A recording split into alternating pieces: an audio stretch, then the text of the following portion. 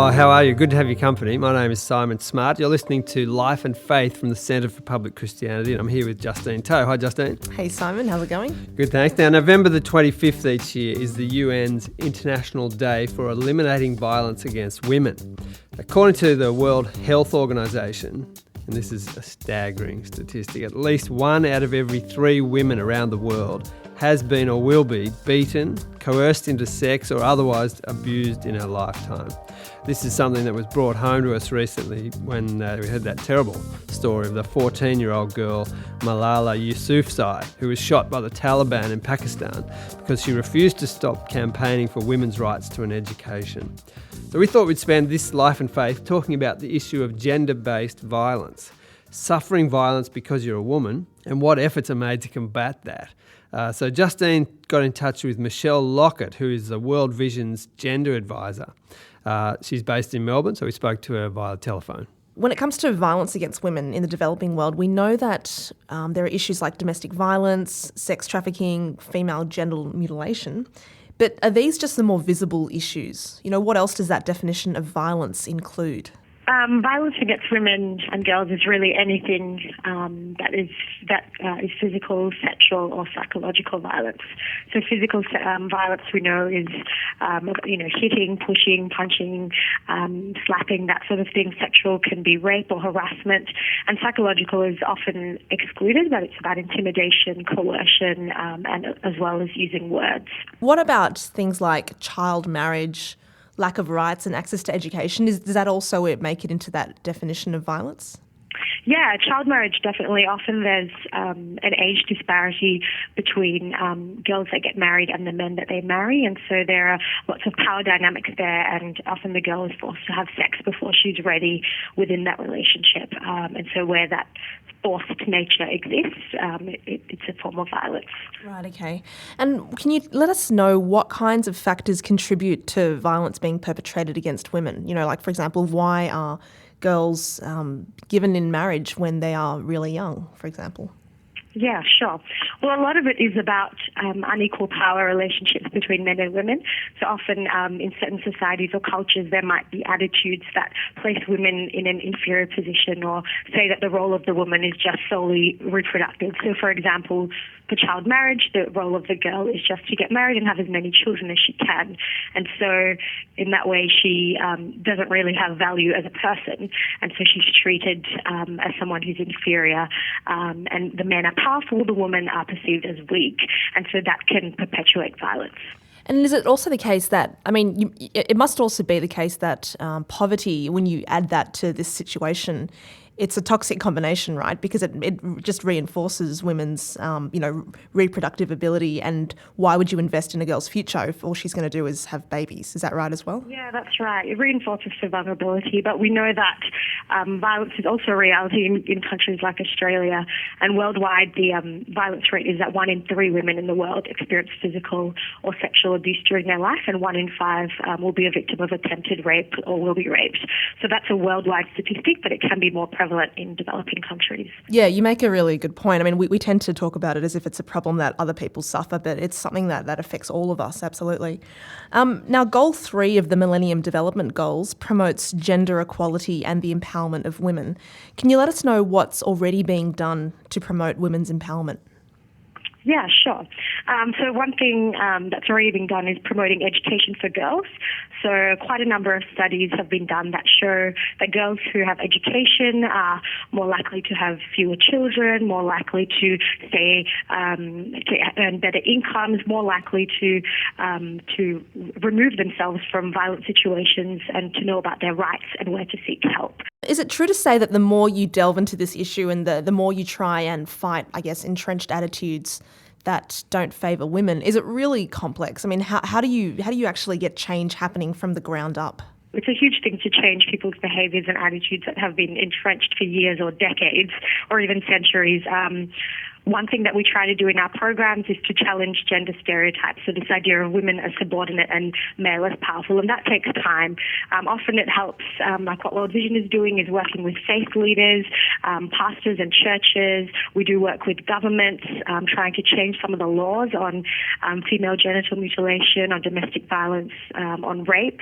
And we also try and strengthen the systems that exist in that country. So, for example, domestic violence shelters, legal providers, police officers, and trying to work on all those things at the same time. It does take time, and it requires really a holistic effort. And how can people who are concerned about this issue, how can they contribute? There are quite a lot of things you can do. Obviously, it's important to learn from World Vision and other organisations who have websites and resources about violence against women. I think supporting survivors is really important. It's often difficult to tell someone that you're experiencing violence, but you can encourage them to get help. There's domestic violence hotlines and other resources available in Australia. I think sponsoring a child helps to make a difference. It ensures that children, especially girls, have access to education where they wouldn't normally. They'll know about their rights. They'll know where to seek help when violence occurs. And also you can support organisations like World Vision who are involved in innovative programming. So, for example, our Channels of Hope for Gender program in the Solomon Islands and PNG, where we're working with pastors and faith leaders around biblical messaging regarding equality. And so you can be an advocate about those kind of issues, raising awareness in your community and challenging those gender stereotypes when they come up. Yeah. Can I ask you as well, there is the Christian idea of everyone being made in the image of God and how that, this is an argument for, not having violence against women. How does that really, factor into World Vision's ethos? Because it is a Christian organisation. Yeah, so our Channels of Hope for Gender program especially focuses on selecting those biblical messages about equality, about men and women being made in God's image, and having dignity and value in their own right. And we also try and challenge common misinterpretations of texts, like about wives submitting to your husbands, or about how women should be silent, or the husband being head. And so we try and unpack those a little bit so that where people might have had a really kind of narrow interpretation of that text, to explore some of the context and the culture behind why that was said, so that people can have a fresh understanding of that text. And not using that biblical text to justify their violence against women, is that right? Yeah, exactly. Well, that's World Vision's gender advisor, Michelle Lokot. Michelle talked about the work of aid organisations in developing countries. It sounds like some good work's being done in this area, but you get the feeling, as you said in the interview, that it's a very complex issue, Justine. Yeah, I remember reading Half the Sky, which is New York Times columnist Nick Kristof and Cheryl Woodun's book about the oppression of women and girls in the developing world and how we can work to combat the oppression that they suffer. And it tells the story in one of the many chapters about a factory being closed down because it has terrible work conditions, but then the largely female workforce was then just kind of tipped out into the streets, and what were they supposed to do? So this leaves them with a bit of an impossible choice. Do they go into prostitution, for example? So it's like, you get the impression that either way it's a terrible situation, and what can you do about it, really? That's a dreadful situation, isn't it? But from what I've heard, Half the Sky is also optimistic in that it believes really strongly in what it calls the girl effect.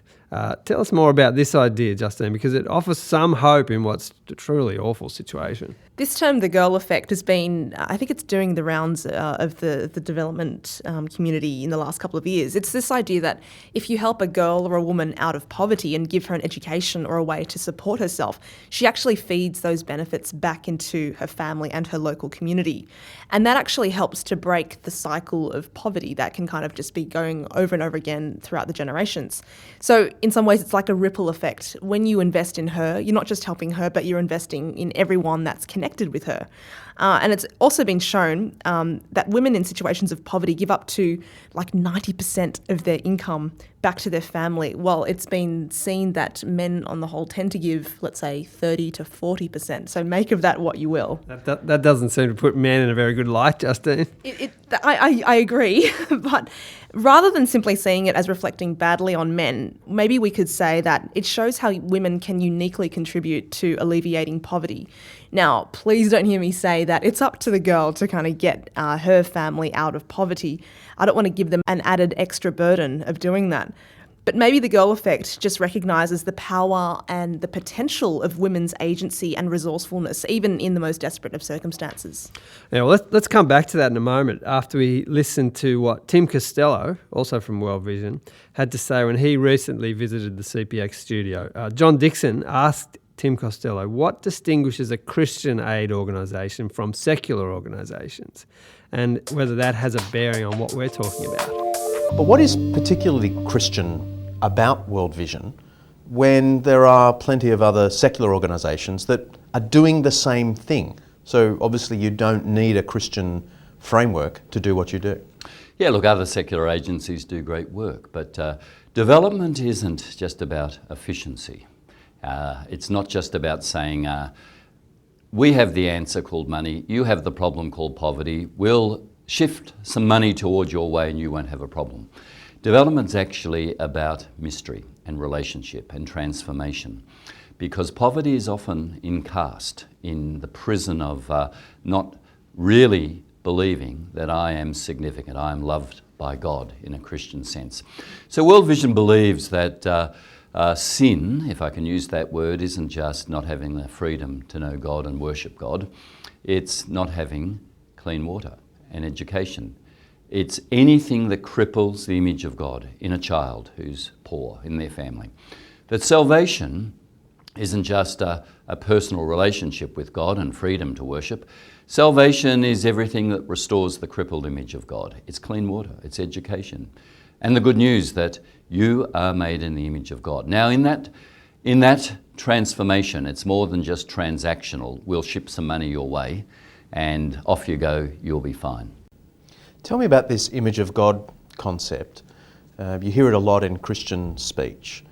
But what does it actually mean when you look at, say, a poor person somewhere in Africa who can contribute nothing, whose utility is pretty much zero? In what sense are they image of God? Because that's a pretty high and lofty idea. In our market economy, global capitalism if you like, if you aren't paying your way, it's called user pays, then you are contributing nothing. And what have you got to offer? In Christian faith, and this was the ministry of Jesus who touched lepers who could contribute nothing, who included in his circle people who were demoniacs and ill and we might say mentally ill, and said, you are loved by God. You have something to offer. You can reach your God-given potential. In the Roman Empire of the time, this was an astonishing notion that the poor, the slaves, the women who weren't regarded as having any great commercial value were able to reach their God-given potential because they carried the image of God. So for me, this isn't simply some set of theological words. This goes right to the heart of understanding that I am loved. I therefore can respect myself. I therefore can overcome some of the prison of my mind to say I'm worthless. You're listening to Life and Faith from the Centre for Public Christianity. Well, that was World Vision CEO Tim Costello. That idea that Jesus has come to bring people life and to be developed to the best of their ability is a really compelling one. Now, earlier, Justine, you suggested that maybe the girl effect is recognition that women have something unique to contribute. What do you make of that in light of what Tim Costello said? Well, if you think about that in light of what Tim Costello was saying, it's like violence is preventing women from reaching their God-given potential. That's even more reason to support efforts to eliminate violence. In this light, violence against women is not simply a violation of human rights, but it actually destroys the image of God in them, and that picks up on what Tim Costello was saying before. And perhaps the girl effect, what seems to be women's unique ability to contribute towards making a better life for everyone around them, even in, those most desperate circumstances of poverty, maybe that's a hint of what their God-given potential looks like. And so I think we should do whatever we can to help that flourish, whether that means sponsoring children, getting involved in education programs, or even just financially supporting charities that work in this area. Well, there are plenty of options for people in that regard. I mean, we've mentioned already World Vision, but there's also Compassion and groups like TIA, World Share, Heal Africa, those sorts of groups. You can jump on websites and look at what those people are doing. Eliminating violence against women is a really important topic, Justine. Thanks for talking with us about it. Thank you.